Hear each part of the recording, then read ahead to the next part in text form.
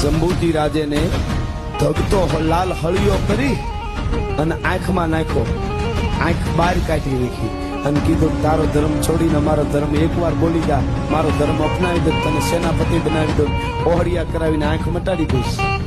તો એને કીધું કે ગમે એમ કરતો હું શિવાજીનો દીકરો, હું સઈબાઈનો જાયો છું. જીજીબાઈ મારી દાઢી છે, તમારી ત્રેવડ નથી. સઈબાઈનો દીકરો છું. મિત્રો કોક દી એકલા હો તો વિચારજો, ધગતો હળિયો આંખમાં નાખ્યો. અટાણે વાતો આપણે કરવી એની રાયડું ફાટી જાય તરત. 5 દી પછી બીજી આંખ ફોડી, બીજા 2 દિવસ પછી બધાએ આંગળીઓના નખ કાઢ્યા. અને જ્યારે જ્યારે આવું કરે ત્યારે કે એકવાર અમારા ધર્મનો જઈને તારા ધર્મ છોડી દીધો છે એટલું બોલી જા. તો બને નહીં એટલું શબ્દ બોલતો હતો. પછી આંગળીઓ કાઢી, કાયદેસર હુડી લઈને આંગળીઓ કાઢી. તમે શરીરનો ઘા કરીને આમ આંગળી કાપો ને એટલી પીડા ન થાય, પણ જેમ દાંતણ કાપતા હોય હુડીથી આમ કાપો ને પીસાઈ કપાય, એ બહુ અઘરી.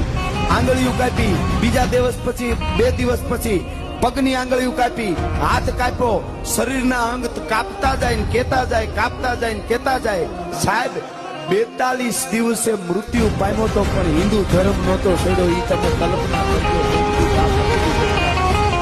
શંભુજી રાજે 42 દિવસે મૃત્યુ થયું, આપણો ધર્મ ન છોડ્યો. પછી